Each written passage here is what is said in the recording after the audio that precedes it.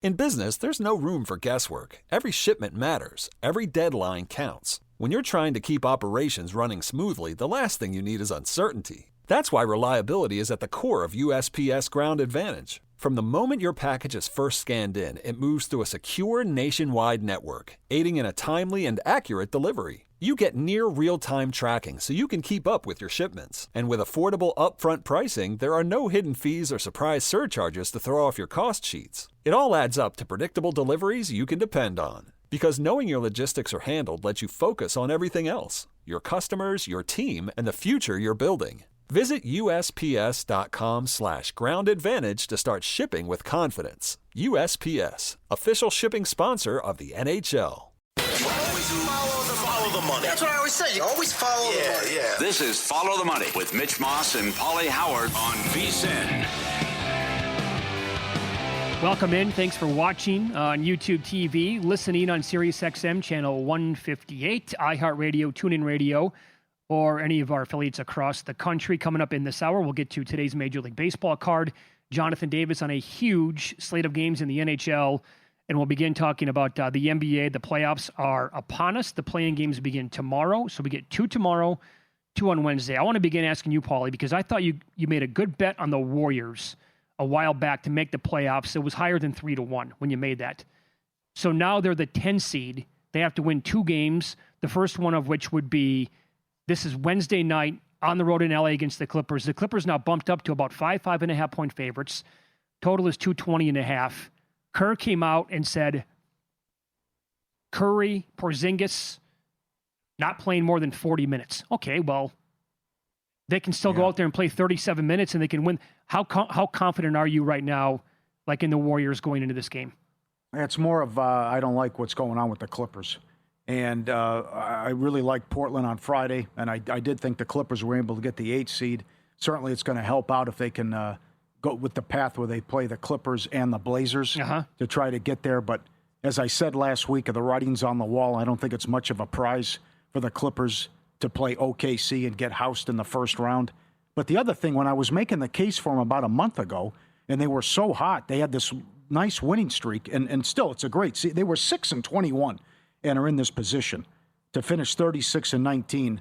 Did win 3 out of 4 against the Warriors, and they made some key trades during the season. Well, you get rid of Harden, you get rid of Zubac, and they're still able to do this. But during this run that they had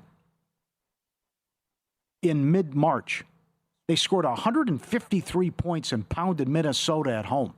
In that stretch, Mathurin, 28, 17, 23, 24, 26, 22, 28, 21, 8 off game, 23 points. With Mathurin, Kawhi, and then when Garland was playing, they were tough to beat. Sure. And they also had San Antonio down 25 on the road. But then Mathurin got hurt. They kept losing games. And then in the game they had to have Friday, he plays 5 minutes and doesn't score. But then comes out Sunday and he scores 20 and they get the win. So I think it's too much respect for the Clippers. And you never know what's going on with Kawhi Leonard. But I'm still worried I'd be concerned about Steph Curry getting hot and still respect the Warriors organization that they're able to do this. And I don't know what's going to happen in the 7-8 game because Portland's hard to get a read on. They are playing well. That was an impressive win to blow out the Clippers on Friday. The Suns have had a great season. Everyone expected them to be lousy. And for them to get the 7 seed, good job. And they would have a lot more wins if they didn't have injuries and what happened to Brooks. But the number seems about right in that game Wednesday with the Suns in the 4.5 range against Portland. But you're probably better off with the rollover parlay. Yeah, you will be better off with the rollover parlay. But I don't like what's going on with the Clippers at all here, and certainly don't know what I expect out of Mathurin night in, night out either. I would say best player on the court in that game would be Kawhi, just because there is still a little bit of the unknown with Steph Curry about how many overall minutes he's going to play and not being at 100%. Kawhi's had an incredible season. I could only look at taking Golden State plus 5.5, but I'm not going to bet it now. Maybe it keeps going up, and you can grab maybe a 6 on that game. I will point out that if the Clippers lose this game, or even if they win this and lose the other playing game, you know what that means, right? Hello, lottery pick, Oklahoma City. Oh, man. And imagine they sneak into the top 3, 6, 8, whatever in this loaded draft. Oh, my God.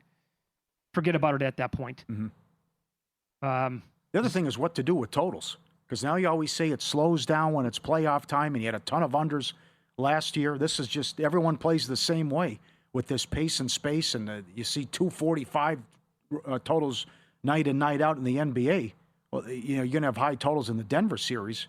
But, first look, you look at Saturday night, the Lakers-Rockets, it's 207. Sure. So we'll see what happens with if this slows down and what that looks like, because the Heat had all kinds of issues defensively, but they also were top 3 in pace all year. But they did give up 120 points plus 13 times since March 6th. You do have a 228 in the Miami game, and you got a 220 in that Golden State game coming up tomorrow. So this goes for the play-in games, yeah. The average total is around 223, maybe a little bit lower than that now. 5 points lower than the regular season average for totals. I mean, baked in immediately because of what kind of basketball we're going to get here compared to what we had over the last couple of months. I mean, the overs were the story for a while here in these super high-scoring games. Yeah. So, early reaction is from you. The Hawks. That'll be a good I series. don't know what to make about the Hawks in this because I question the level of competition that they played for the last month of the season plus. 19-5 since the break. Great job winning the division. Bad result for the Knicks. They went 5-0 against the Raptors. Would have no problems against Toronto. I think Atlanta can be feisty here. Over 5.5 games for the series, and all the pressure on the Knicks, all of it. And you go to the conference finals and fire your coach, and you were supposed to be the 1 seed, and you couldn't even win the division. What a job by Missoula. And the Celtics, again, as I said earlier, 42.5 was their win total, and they win the division. So what's going to happen with Cat? Brunson was so good in the win in Atlanta, but that was a game Atlanta was going to win until Brunson was Superman in the last 5 minutes. I think it'll be an entertaining, competitive series. The Knicks maybe in 7, in 6 in that series. I would say Knicks in 6. Yep. And then we get Knicks-Boston, which everyone wants to see as well for the second year in a row. Let me ask you this real quick before you change up here. Okay, so if you think all the pressure is on New York in this series, and I do not disagree with that, where does the pressure go in round 2 if we get Knicks Celtics? And I do consider, obviously, that this was considered the gap year for the Celtics, and they did not have high expectations. Yeah, I know, but you have to look at this now and all this love. Oh, Tatum, Brown. What is it, 11 years in the league and they have 1 ring? I mean, I would say this is a major disappointment, especially all the times they had a good seed. We thought they had the better team in the bubble, lost to Miami. They were a ridiculous favorite in the conference finals against that 8 seed, Miami. And Butler beat them, and they were down 0-3 and then lost Game 7. They were the better team and a huge favorite last year and lost to the Knicks. They were the better team and favored against Golden State and lost in the finals. I mean, this has not been all teddy bears and ice cream and Boston's so good. They've been a major disappointment, these two. Well, so the reason why I was asking is because all things considered what I just said, I actually do believe the pressure would be on the Celtics. And if the price is right, which it could be, I think I would take the plus number on the Knicks if it's high enough in that series against Boston, because they play well against this team. And that was not a fluke last year. Even though Tatum went down, then the Celtics were not going to win that series. Like, the Knicks were clearly the better team in that series. And Boston fell in love with the 3 and absolutely blowing big leads. They did, for sure. And I would really like the Knicks' chances to beat the Celtics again and go to the Eastern Conference Finals. Well, and if we were to get Knicks Pistons, oh man, please, for the love of God, sign me up. I know other people want Cavaliers Knicks or Cavaliers Celtics. I think Pistons Knicks would be the absolute nuts. Well, you go back to the summer and also the start of the season. It was Cavs Knicks. That's your 1-2. That's your conference final in the East. And incredible job by Detroit. But you don't see this. The 1 seed is the 4th choice to win the conference. And they have great numbers. And they were 3rd in point differential, 3rd in net rating, 2nd in defense. But everyone will focus on Boston, New York. But certainly, if it should be Cleveland and Detroit, that'll be a great series. I think Detroit will emerge victorious there and move on. But there's a lot of pressure on Mitchell and the Cavs, and also your boy, our guy Harden again.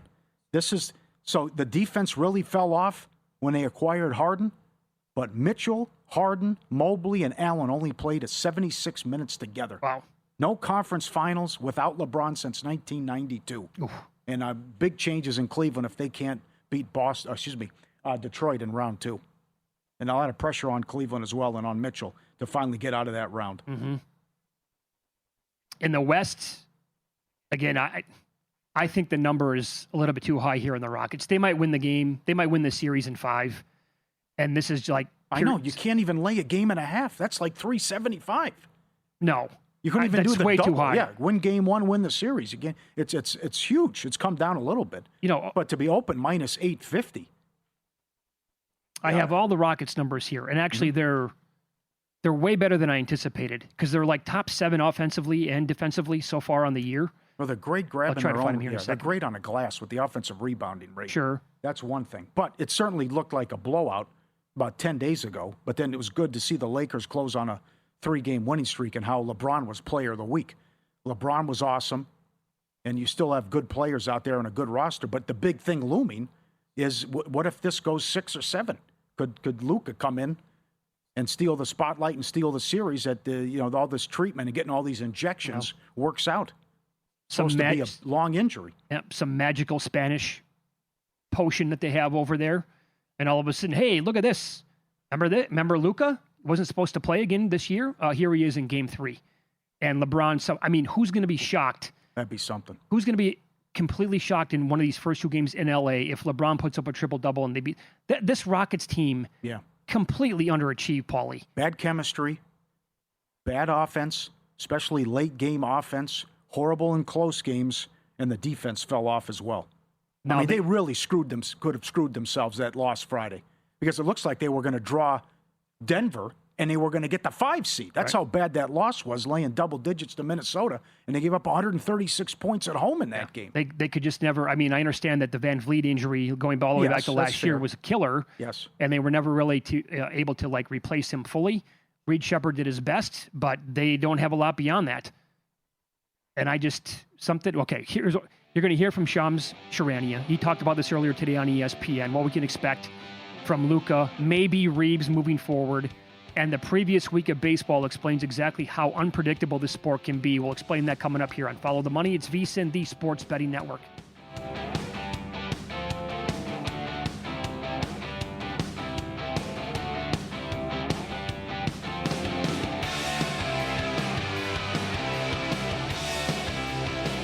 So you're listening to this podcast because you want an edge. But what if I told you you're only halfway there? You've got the mindset. Now it's time to get the toolkit to match. Here's the thing. Pro bettors spend thousands on data and tools, but what they don't want you to know is you can get the same edge for a fraction of the cost with VSiN Pro. With VSiN Pro, you get access to expert picks, public betting data, prop projections, powerful tools, analytics, and more. Tap the link in the description and see why thousands of bettors are already using VSiN Pro to cash more bets.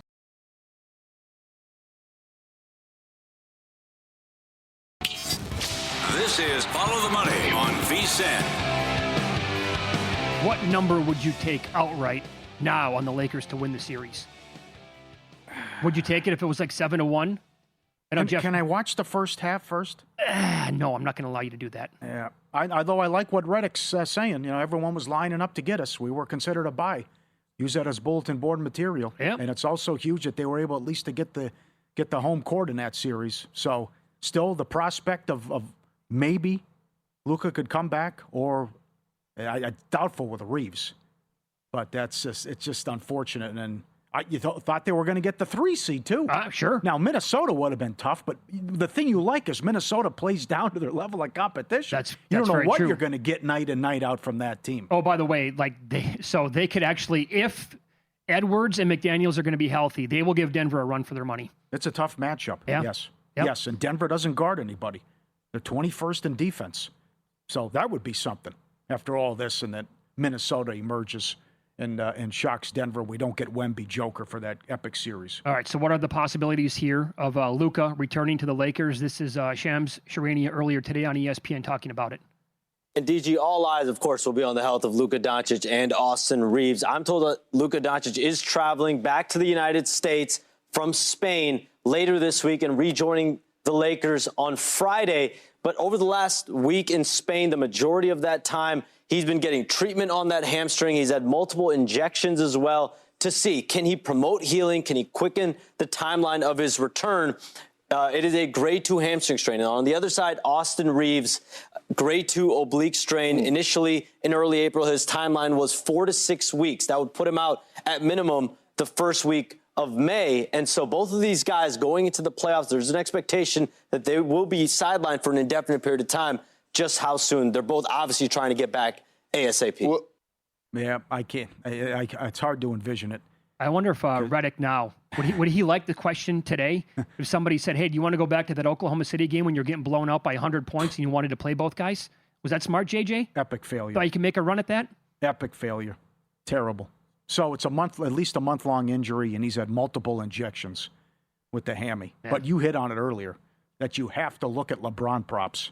Western Conference Player of the Week, averaged 24, 10, and 6. That guy is going to eat against Houston. Well, he's going to be juiced to the gills for his numbers, for sure. Oh, you're counting them out, yeah. No one's giving him a chance. I'm counting who out? I'm saying everyone's going to be counting out LeBron and the Lakers. Yeah. No, look at this. They have home court, and Houston was high as minus 850. Mm-hmm. All right, this is the state of Major League Baseball and how unpredictable this sport can be. I thought this was a great email from Irv, and he echoed some of my sentiments towards the last week of baseball. And he pointed out, sometimes I hear you guys say that football is the toughest sport to bet. I am surprised, however, I hear this. I've always found football to actually be the fairest sport. It feels like whenever I have a bad week or two in the NFL, I bounce back the next couple of weeks. Baseball, the absolute most ridiculous. I agree. This is the previous week. The A's went to New York. They won 5 out of 6. They should have won all 6. They blew an 8th inning lead in the first game of that Yankee series. And now they're coming home tonight, by the way. Malinsky special, possibly here for the A's. The Yanks followed that up, the disaster against the A's, by going to Tampa Bay and getting swept. How about this? The Nationals go to Milwaukee and sweep the Brewers. Yep. The Astros got swept by the Rockies and then lost 3 more to the Mariners, and they're getting, now 5-2 against Seattle today in Game 4 of that set. The Twins took 4 from Detroit, and it's only the second week of April, as Irv emailed ftm@vsin.com. I think he's onto something here. I can't bet any sides. It's just in everything that has made sense. And when you look at all these great numbers, and this pitcher owns this team, and it hasn't blown. Like, look at Friday. Burns was off to an unbelievable start, and the Angels starter was horrific on the road going back the last 13 starts. Not game over in the second inning. You know, the worst team in baseball is 6-10. The Twins have the best record in the American League. Nothing makes sense. So, yeah, I think you have to attack it from a prop standpoint, because there's a lot of things going on with props. And Pages, number 1 in average, number 1 in RBIs. Ohtani getting hot. Harper's getting hot. Woods 13 for his last 26. Altuve's been good. Alvarez seems it's a home run every night. I think that's a way to attack it. You have to look at pitching stuff and player props with at-bats and total bases and all that jazz. For sure. And I think one way early on is to try to grab guys betting on or against based on regression candidates. For example, here's this guy's elite, and his numbers are going to look like that anyway. But Christopher Sanchez has been at least mildly unlucky so far. Mm-hmm. In 16 innings, he does have a 1.65 ERA. His FIP is actually 1.06. The batting average of balls in play so far is 429. He has not allowed a home run, struck out almost 13 per 9. Like, if he goes out tonight and absolutely obliterates the Cubs, nobody would be surprised at that. The 429 batting average of balls in play will absolutely come down. Here's another guy with Skeens. But again, so good overall, you're never going to get a bargain on this guy. Mm-hmm. 12 innings over 3 starts, a 5.25 ERA, 2.6 expected ERA, and a 4.22 FIP. Left on base rate has been 64%, which can only go up. And he's walking about 4.5 per 9. So those numbers will come back to the pack, and he'll put it together sooner than later for sure. I'm not betting anything with Will Warren tonight. He got me last time with the K's, and his numbers are okay but not great, and I don't know what to expect from him tonight or short term. I will point this out with the Guardians playing at the Cardinals. It's Gavin Williams against Liberatore tonight. Now, Cleveland got drilled last night 13-1. That was in Atlanta. That's Sunday night baseball. They traveled to St. Louis after the game. Fading Sunday night, teams traveling to a new city so far, 2-1 on the year on Mondays. This has been a thing now going back several years. Gavin Williams on the year, 17 and 2/3 over 3 starts, a 2.04 ERA, but the FIP is more than 2 times higher than that. A reason why is because the batting average of balls in play is 115. Again, that will more than double by the end of the year. But a very good K guy to look at because it's not really like crazy high tonight, and he is striking out almost 13 guys per 9. Big out of him. The Mets are taking on the Dodgers, by the way. Yeah, Ohtani would be the 4th player since 1900 to go back-to-back home runs to start the game if he's able to do it tonight. Ricky Henderson, one of the guys? No. Brady Anderson. Oh, of course. Was one of them. Sure. He did it 4 in a row. Not only is Pa has number 1 in average in RBIs, he's hitting 600 against Peterson. 600. Nimmo's hitting 500 against Severino. Alonso's hitting 455 against Nelson. It's Dean Kramer for Baltimore. Horrible numbers going back against Arizona. Arizona's been awesome the last 8 with the bullpen as well. Wood, 13 of his last 26. Even though the Phillies are 28th in runs, Harper's 10 for his last 19. Sanchez has been money at home going back. And what do you want to do with the A's? Who, as we just talked about, should have had the perfect road trip. Right. Severino had an ERA of 6 in home games last year. Eovaldi is a short road favorite. I cannot back. I would only be the Rangers for sure in this game. Severino's walks are about 9 per 9 so far. That'll come back, but he also has not allowed a home run yet on the season, so that'll start to go up as well. And I think Eovaldi's a guy that you want to buy on. And Severino's a guy that you kind of want to fade at this point. $1.24. You want to go Rangers run line here at plus 130 or maybe a little bit higher than that?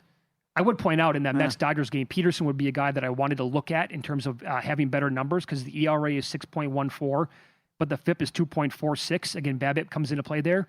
But I can't back the guy going against the Dodgers lineup, so I'm not going to do it. You got a problem with Diaz, too.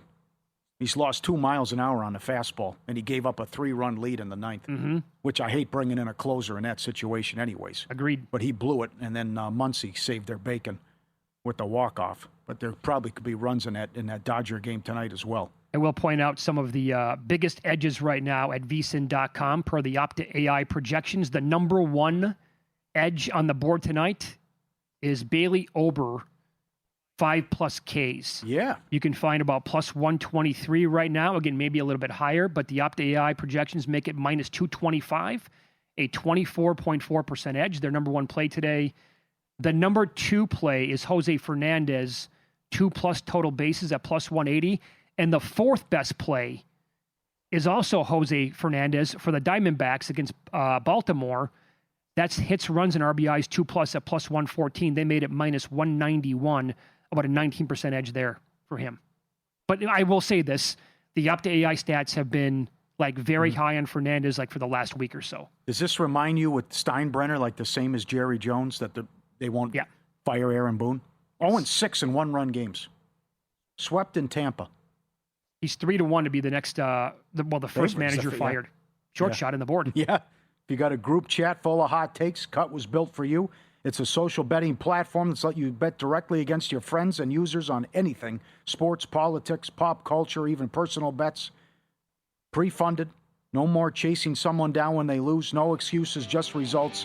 Cut gives you cash back on every single bet you make, even against your friends. Get a 20% deposit bonus on your first deposit when you use code VSiN. Cut.com, K-U-T-T. Download in the App Store. Promo code VSiN. Cut.com. Big night tonight in the NHL. We'll examine the board from a betting perspective next here on VSiN.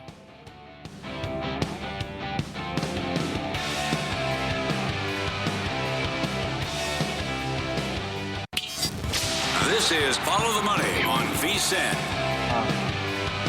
Huge card tonight, important card in the National Hockey League. We'll talk about it here. Jonathan Davis joins the program now, VSiN's NHL betting expert, and he is on the Progressive Guest Line. I need to follow him on X as well, at West Coast, HKY, NHL. Let's begin here. The great Jonathan Quick announced his retirement at the end of the season. Goaltender now for the Rangers, obviously. You've been in LA for a long, long time. You watched him, I'm guessing, up close and personal in his prime when they were winning Stanley Cups. First of all, the dude was an absolute brick wall when he was in his prime. And what does it mean overall for tonight's game?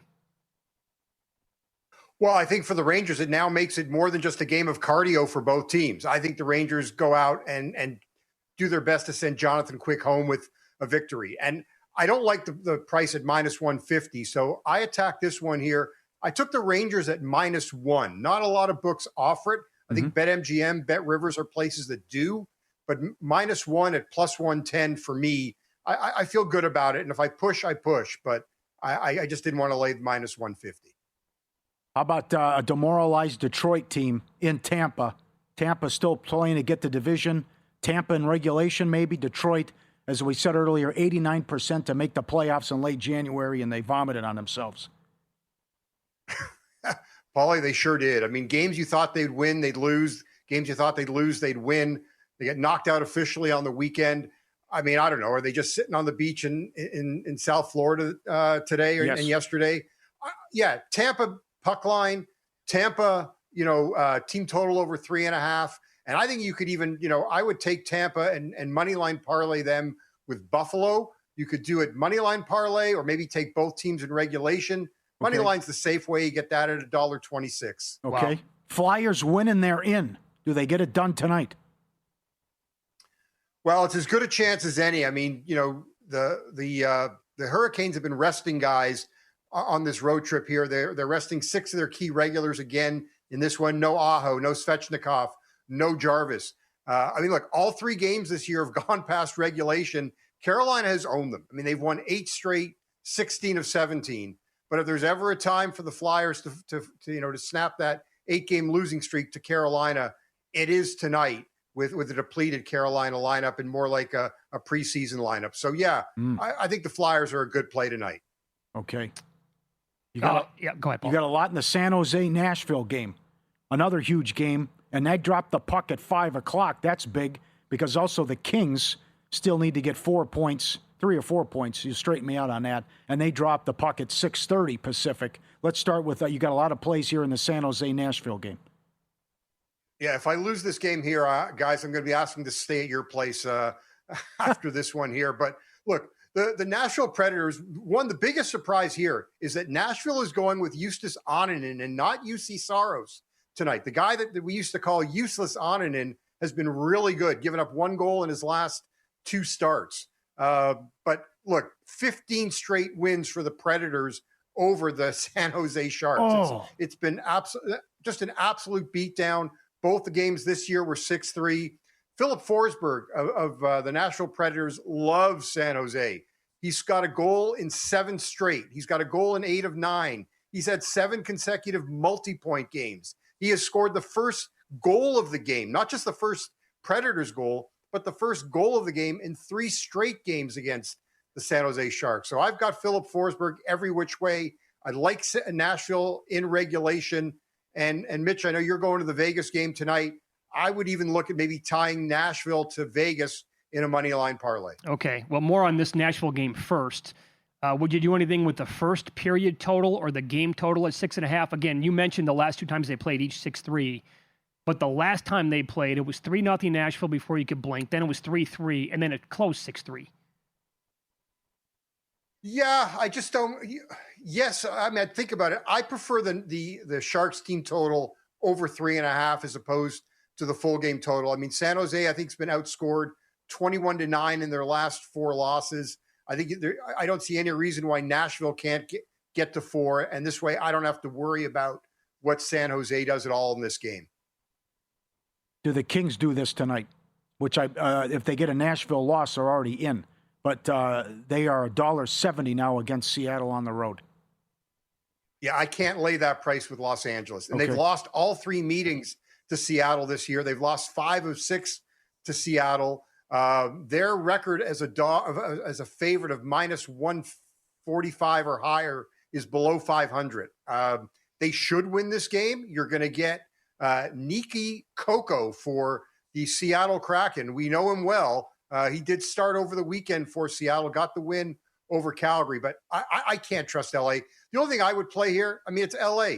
Play the draw at plus 320 for as much or as little as you want, but 32 overtime games for LA this year. You got a 40% chance that this game will get to OT. You believe that?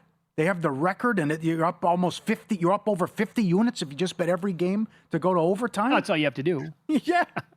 Yeah. Piece of cake. Yes. Right. All right, so I don't want to do a parlay, though. Just, Give me a straight bet on the Knights game tonight. I'll be in attendance for that one. A straight bet, I just don't like the price. I mean, maybe Vegas in regulation. I just don't know. Winnipeg's got to be absolutely dejected. If they were I could have seen, wouldn't surprise me if they were out on the strip last night. I mean, they got slaughtered by Philadelphia on Saturday night, 7-1. Yeah. And that essentially eliminates them from the playoffs. I mean, I just think they're demoralized. I'm surprised they're going with Connor Hellebuck tonight. Take the Knights in regulation.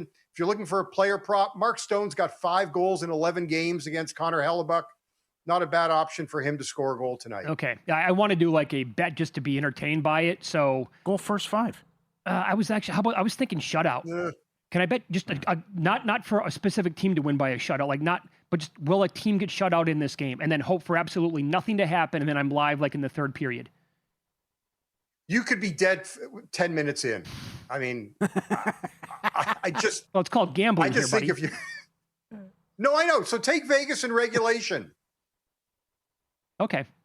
They've been good. All right. Yep.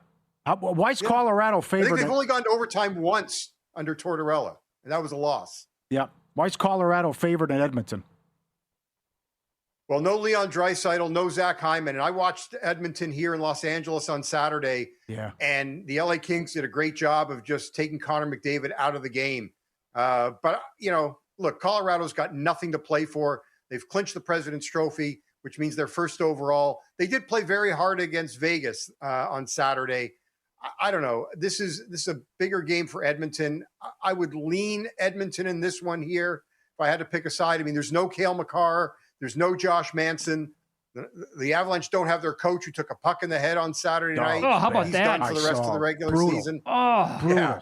Yeah, just brutal. So, yeah, I mean, look, I stayed away from this game for the most part, but the one thing I did take was I took Martin Necas of the Avalanche to get a point, and I parlayed that with Nashville to win tonight because Necas is 1 point shy of his first 100-point season in his career.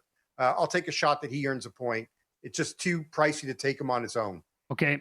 I'm looking right now at updated numbers to win the Hart Trophy. Your guy, Macklin Celebrini's not even on the board at FanDuel. McKinnon's minus 154, McDavid plus 210, Kucherov plus 490. Is there a bet to be made right now? Well, at the price, Kucherov's worth the plus 490. I think that if the Oilers do win this, pillow fight division, as Connor once called it, I mean, he's really tried to will them to first place since losing Leon Draisaitl.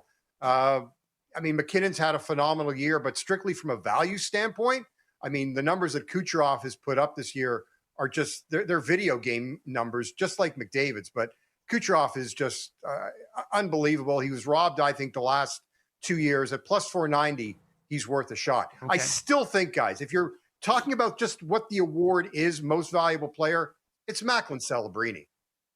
Like he has to be the guy. Well, I mean, he's got a 50-point lead over the next leading scorer on his team. They wouldn't even be relevant if not for Celebrini. You're right. Good case. In like 30 seconds here, give us the Stanley Cup exacta right now. Of course, you can change your mind in the upcoming days and weeks. Okay, I'm going to go, oh, God. I'll go Buffalo and, oh, God, I can't, out of the West, Jesus, Murphy. I'll go Colorado. I'll go Colorado. Well, you say it like they stink. Best team in the league. No, I'm trying to find a reason not to take the President's Trophy winner who usually, craps their pants in the playoffs. But that's true. I'll go Buffalo, Colorado. Well, how entertaining would that series be? That'd be awesome. It'd be great. I mean, Buffalo's played them very, very well. I mean, the Sabres look good. This is, but it's a different time of year. We'll see how they respond.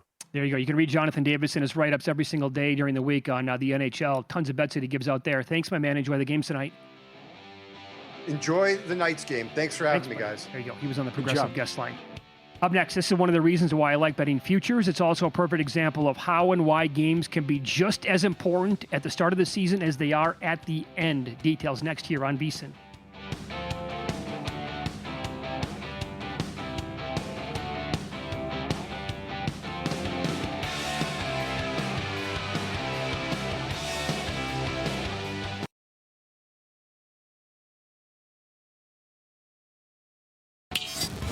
This is Follow the Money on VSiN.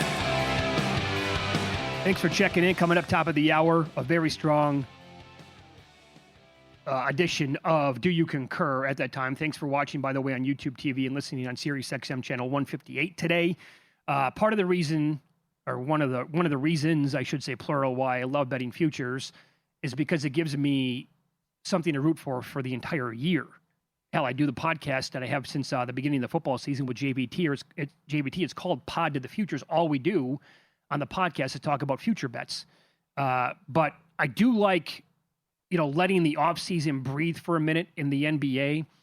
I like to have the draft take place. I like, this is after free agency. I want to see how the summer league is going to go to really get my thoughts together about a team that might be on the uptick the following year. And this goes back, we were on vacation during Major League Baseball All-Star Week last year. We generally take a vacation at that time. So we came back, our first day last summer was July 21st. The summer league ended on the 20th. And I went into the summer league with a future bet on the Hornets to win that thing at 30-1.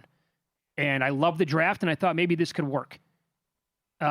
This is from our show in pocket when we wrapped it up on July 21st, 2025, talking about the Charlotte Hornets. All right, here's the 14-1 shot. It's in the NBA. It's based on, I like the roster construction. They're very young. I'm going to need a little bit of help here with the health overall. I'm not going to get silly and tell you that this reminds me of Oklahoma City from a couple of years ago. They're not that good, obviously. But I think the Charlotte Hornets are going to be pretty good next year. And there are many ways that you can approach this. You can play over their win total, 24.5. You can bet over 29.5 wins at plus 220. I don't have access to that book. That's DraftKings, in fact. Not out here in Nevada. Can't bet there anyway. Or can we? Is that up yet? I was just going to ask the same thing. Can we bet at DK now suddenly? They're as high as 250-1 to win their division, folks. They are playing with Orlando. Okay, very good, but they had a ton of injuries last year. Miami does not scare me. Atlanta can be good. But if this season's played 250 times, like the Hornets can't be in position to at least hedge that ticket. Raptors are a mess. To win that division? Nets, no. Wizards bad. Bulls screwing around, just trying to get in the play-in. All right, so my play is 14-1 to make the playoffs. So Boston, Knicks, Sixers. I'll give you those three. Well, hey, Windhorst thinks the Celtics will be a play-in team. I mean, okay. What if there's a big injury? I'm going to be extremely generous right now. You get the Celtics, Knicks, 76ers. Sure. The Cavaliers, the Bucks, the Pistons, and the Pacers. I'll give you all seven. Yeah. All seven. I'll give you Orlando. Yep. I'll give you Atlanta. Yes, got to. Okay. I can give you Miami. That's 10. And I'm being super generous here. If everything goes right with this team, 14-1 to make the playoffs. Their division, I think, can absolutely stink. And it's the Eastern Conference, folks. That's all I got to do. So that was the way that I'm going to approach it. I think all those players, I think that Kneppel, who knows, might win Rookie of the Year. Yes. Okay, so that was July 21st, day after the Summer League last year. Now, I've gotten a lot wrong since then, trust me. Baseball season was a disaster. But that's part of the reason why I love betting futures. That was a great ride up until, well, not yet quite yesterday because the division was over with, but we had a chance to cash that bad boy. You finished 2 back, and Atlanta had to win 18 of 20. That's and right. Atlanta had to improve once they traded Trae Young and also got rid of Porzingis. So you went 44 and 38. But the thing that got you was they were 11 and 23 on January 2nd. Oh, And then they got everyone together and found this new starting 5, which is the other death lineup, which has been so good. And since January 6th, 120 points per 100 possessions. Pounded OKC on the road, pounded the Lakers, blew out Boston, Denver, Knicks, Hell of a resume and a great A game. But also, unfortunate, you're the 9 seed, but you're the 9 because they got off to that slow start. So caught fire in January. I think part of the reason, too, I wanted to go back and play that is because I think it's a good example of when people kind of poo-poo the beginning of the season. Like, baseball teams will lose games right now in this month that will come back to haunt them almost every single year at the end of the season. Like, oh, my God, remember that game when they had a 9-1 lead in the fourth and they lost it? And they missed the playoffs by 1 game? So not only were they 11-20, they started 4-14. Mm-hmm. And they had some close losses to bad teams at that time. Also, at the beginning of the year, January 2nd, they lost to the Bucks by 1 with 4.7 seconds left. 5 days later, they lost by 1 to Toronto on a 3-pointer at the buzzer by Emmanuel Quickly. The next night on a back-to-back, they had to lead with under a minute and lost by 2 to the Pacers. In between those games, they went to OKC and drilled them by 27. OKC had everybody in that game. So it's like the games in October, November, in this case, like those killer losses in January, a big reason why they're not already in the playoffs and a big reason why they didn't cash that 250-1. And I bet them again at 150-1 to win their division back like in February. Yep. Orlando was a disappointment. Big time. People, again, I said what I made the Windhorse comment. A lot of people had the Celtics in the play-in. How about the 2 seed and 56 wins? You know, the Raptors surprised a lot of people. They were the 5 seed. They won 46 games. Philly messed around, had a ton of injuries. They're the 7. But it was supposed to be Knicks and Cavs, 1-2. Yeah. And it's Detroit, Boston, Knicks, Cavs. How many teams out of the East do you think can actually win the whole thing? 4. I know out of the East can win the whole thing. Oh, the whole thing. Can any of them? Boston can beat OKC. Yeah. Or San Antonio. Yes. I think Boston can win the whole thing. Yeah. Man, Mazzulla did an incredible job.